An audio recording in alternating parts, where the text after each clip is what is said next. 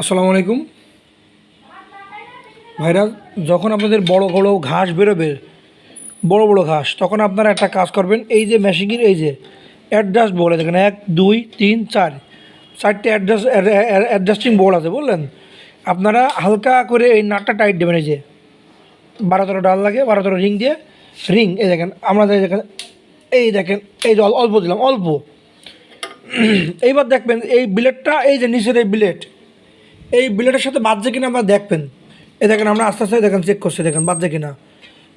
এই দেখেন বাজছে, এই যে বাজছে, এই যে বাজছে। এই কোনাটা বাজছে না, তাহলে কী করতে হবে?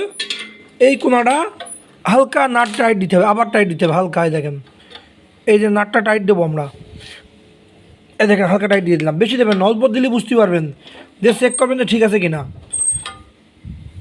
এই দেখেন বাজছে, এই দেখেন, এই যে বেজে গেছে, এই যে বেজে গেছে, ঠিক আছে। এইভাবে আপনারা ব্লেড অ্যাডজাস্টিং করবেন। যখন আপনাদের বড় বড় ঘাস বেরোবে, এই ব্লেড অ্যাডজাস্টিং করলে দেখবেন ঠিক হয়ে গেছে। আচ্ছা ভাই, রাখেন তাহলে সবাই।